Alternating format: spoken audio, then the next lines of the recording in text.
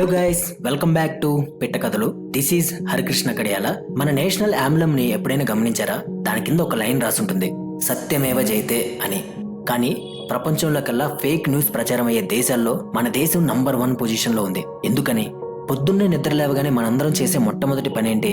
పెద్దోళ్ళు పేపర్ ముందేసుకోవడం, మనలాంటి కుర్రోళ్ళు అయితే బెడ్ మీదే ఫోన్ పట్టుకోవడం. కళ్ళు తెరవంగానే రియల్ వరల్డ్ నుంచి ఒక ఫేక్ వరల్డ్ లోకి వెళ్ళిపోతాం. అక్కడ ఏం చూస్తున్నామో, దేనికి రియాక్ట్ అవుతున్నామో, ఎలా రియాక్ట్ అవుతున్నామో కూడా మనకి తెలియదు. ఆ లోకంలో నిజానిజాలతో అసలు సంబంధమే లేదు. కన్ఫర్మేషన్, ఎవిడెన్స్ అనే పదాలకి చోటే లేదు. కేవలం వైరల్, ట్రెండింగ్ ఇలాంటి వాటి మీదే నడుస్తుంటుంది ఆ ప్రపంచం. అక్కడ ఎన్ని లైక్స్ వచ్చాయి, ఎన్ని కామెంట్స్ వచ్చాయి, ఎంతమంది ఫాలోవర్స్ వచ్చారు, ఎంతమంది మన కంటెంట్ ని షేర్ చేశారు, ఇదే important. Nobody will look for the truth. Just emotion plays this game of social media, AKA fake media.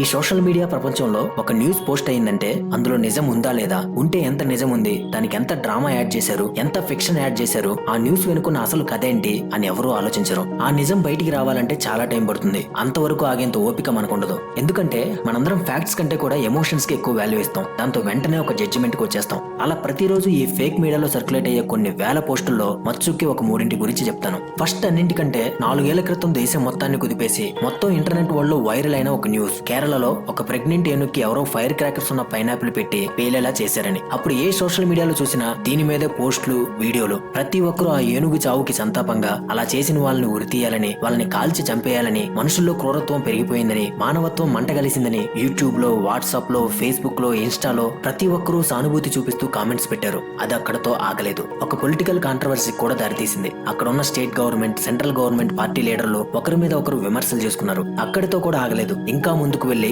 ఆ ఇన్సిడెంట్ కమ్యూనల్ కాంట్రవర్సీ కూడా దారితీసింది. ఎంత కాంట్రవర్సీకి కారణమైన ఆ ఇన్సిడెంట్ వెనుక ఉన్న నిజమేంటో తెలుసా? అక్కడ ఏనుగు తిన్న పైనాపిల్ ఎవరూ కూడా కావాలని దానికి పెట్టలేదు. మామూలుగా అక్కడున్న స్థానిక అటవీ శాఖ అధికారులు అడవి పందుల బెడద నుంచి రక్షణ కోసం అలాంటి మందుగుండు సామానుండే పళ్ళని పెట్టి ఉంచుతారు. దాన్ని అనుకోకుండా అటు వచ్చిన ఏనుగు తినడంతో ఆ విషాదకరమైన సంఘటన జరిగింది. మీకు ఇంకొక నిజం చెప్పనా? అసలు తినింది పైనాపిలేనా అన్న విషయం పోస్ట్ మార్టం చేసిన డాక్టర్లు కూడా ఖచ్చితంగా చెప్పలేకపోయారు. కేవలం ఏదో ఒక పండు తినుంటుంది అని మాత్రమే చెప్పారు. ఇది అసలు నిజం. కానీ ఈ మీడియాలో నిజం బయటకు వచ్చేలోపు ఏవేవో కథలు వైరల్ అయిపోయాయి. ఒక్కసారి యూట్యూబ్ లోకి వెళ్లి సెర్చ్ చేయండి, ఇప్పటికీ ఆ వీడియోలు ఇంకా ఉన్నాయి. ప్రతి ఒక్కరూ ఈ ఇన్సిడెంట్ గురించి రెస్పాండ్ అయ్యారు, ఈవెన్ పెద్ద పెద్ద సెలబ్రిటీలు కూడా.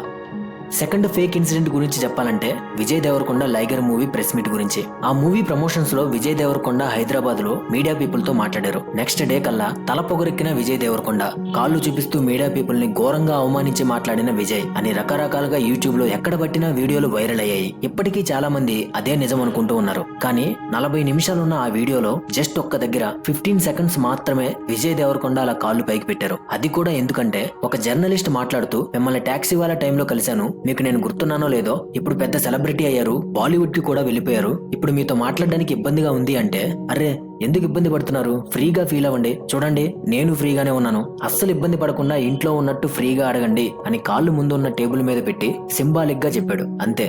అండ్ 15 సెకండ్స్ తర్వాత ఆ మాట్లాడిన వ్యక్తికి తల వంచి దండం పెట్టాడు. అది ఎవరూ పట్టించుకోలేదు. వెంటనే వేరే వ్యక్తి మాట్లాడుతుంటే మళ్ళీ నార్మల్ గానే కూర్చున్నాడు.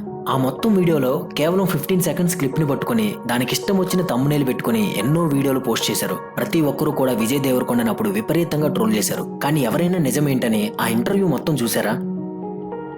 థర్డ్ ఇన్సిడెంట్, రీసెంట్ IPL 24లో ముంబై గుజరాత్ మధ్య జరిగిన ఫస్ట్ మ్యాచ్. ముందుగా ముంబై ఇండియన్స్ కెప్టెన్సీ చేంజ్ గురించి మాట్లాడుకుందాం. ఈ విషయంలో హార్దిక్ పాండ్యా మీద విపరీతమైన నెగిటివ్ ప్రచారం జరిగింది. ప్రతి ఒక్కరూ హార్దిక్ పాండ్యాని ట్రోల్ చేశారు, ఇంటర్నెట్ లో అండ్ స్టేడియంలో కూడా. హార్దిక్ పాండ్యా టీం మారడం కరెక్ట్ కాదు అన్నారు. కానీ ఒక్క విషయం ఆలోచించండి, అక్కడ ఉన్నది అంబానీ గ్రూప్. వాళ్లే వచ్చి హార్దిక్ పాండ్యాని ముంబైలోకి తీసుకున్నారు. గుజరాత్ టీం ఓనర్స్ కూడా దానికి అడ్డు చెప్పలేదు. అంత పెద్ద మేనేజ్మెంటే వచ్చి వాళ్ళ టీంలోకి తీసుకుంటామంటే ఎవరైనా కాదనగలరా? అంబానీ గ్రూపే వచ్చి అడిగాక కూడా లేదు, నేను రాను, నేను ఇక్కడే ఉంటాను అని ఎదురు చెప్పగలరా?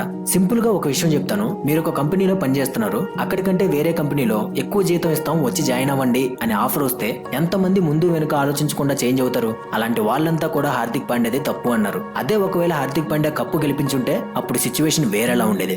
అండ్ ఇంకొక ఇన్సిడెంట్, రోహిత్ శర్మని ఫీల్డింగ్ ప్లేస్మెంట్ లో టార్గెట్ చేశాడని. అసలు నిజంగా స్టేడియంలో ఏం జరిగిందో ఎవరికీ పూర్తిగా తెలియదు. ఈ విషయంలో ప్రతి ఒక్కరూ రోహిత్ శర్మని సపోర్ట్ చేశారు. కానీ ఇదే సోషల్ మీడియా ఒకప్పుడు వెస్టిండీస్ తో T20 T20 మ్యాచ్ లో భువనేశ్వర్ క్యాచ్ వదిలేశాక బాల్ ని కాలుతో తన్నాడని తప్పుపట్టింది. కొంతమంది ఆ ఇన్సిడెంట్ ని ఈ ఇన్సిడెంట్ ని కంపేర్ చేసి రోహిత్ శర్మకి తగిన శాస్తి జరిగింది అన్నారు. కొంతమంది ఏమో హార్దిక్ పాండ్యాకి తల పొగరెక్కింది, కెప్టెన్సీ ఇచ్చి తప్పు చేశారు అన్నారు. ఇప్పుడు హార్దిక్ పాండ్యా డివోర్స్ విషయం బయటకు వచ్చాక ఆ డిప్రెషన్ లో కెప్టెన్సీ మీద సరిగా ఫోకస్ చేయలేకపోయాడు అని మళ్ళీ సింపతి చూపిస్తున్నారు. అదెన్ని రోజులు ఉంటుందో ఎవరికీ తెలీదు. ఈ 3 ఇన్సిడెంట్స్ లో కూడా కేవలం మన ఎమోషన్స్ కి మాత్రమే వాల్యూ ఇచ్చి రెస్పాండ్ అయ్యాం. ఎందుకంటే బేసికల్ గా మనందరం పైకి కనిపించే యాక్షన్స్ ని బట్టి జడ్జ్ చేస్తాం, కానీ లోపల ఉన్న పరిస్థితులేంటి, ఒక వ్యక్తి మీద ఉన్న ప్రెజర్ ఏంటి, వెనుక ఉన్న కథ ఏంటి, అసలు ఏం జరిగింది అని కనీసం తెలుసుకోవడానికి కూడా ట్రై చేయం. ఎదుటి వ్యక్తి ఎలాంటి సిచ్యువేషన్ లో ఉన్నా కానీ అందరికీ నచ్చినట్టే ఉండాలి, లేదంటే వెంటనే వాళ్ళని జడ్జ్ చేస్తారు, ట్రోల్ చేస్తారు. యూట్యూబ్ లో వైరల్ అవడం కోసం ఫ్యాక్ట్స్ తెలియకుండానే అస్సలు సంబంధం లేని తమ్మునేలు పెట్టి ఎన్నో వీడియోస్ చేస్తారు. దాన్ని పట్టుకుని మనం వాట్సాప్ లో స్టేటస్లు, ఇన్స్టాలో స్టోరీలు పెట్టేస్తాం. ఈ 3 ఇన్సిడెంట్సే కాదు, Samantha Nagachaitanya divorce, Dhanush Aishwarya divorce, recent Bengaluru rave party, heroine Rashmika Mandanna deepfake video, Kota Srinivasarao గారి, కమేడియన్ సుధాకర్ గారి fake death news, coronavirus పుట్టుక గురించి ఫేక్ న్యూస్, చెప్పుకుంటూ పోతే ఎన్నెన్నో. ఇలా మన ఎమోషన్స్ తో ఒక ఆట ఆడుకుని వదిలిపెడుతుంది ఈ ఫేక్ మీడియా. చివరికి ఆ న్యూస్ వెనుక ఉన్న నిజానిజాలేంటో తెలిసేసరికి దానికి విలువే లేకుండా పోతుంది. ఆ మ్యాటర్ గురించే అందరూ మర్చిపోతారు. ఇంతలో ఇంకొక బ్రేకింగ్ న్యూస్, ఇంకొక ట్రెండింగ్ హ్యాష్ ట్యాగ్. అలా మనందరం ఒక ఇన్ఫినిటీ ఫేక్ లూప్ లో ఇరుక్కుపోయాం. దీని నుంచి ఎప్పుడు ఎలా బయటపడతామో ఎవ్వరికీ తెలీదు. కానీ నా వైపు నుంచి ఒక చిన్న రిక్వెస్ట్, నెక్స్ట్ టైం ఏదైనా న్యూస్ మీ సోషల్ మీడియాలో పోస్ట్ చేసే ముందు ఒక్కసారి మన నేషనల్ యాంబ్లమ్ ని చూడండి.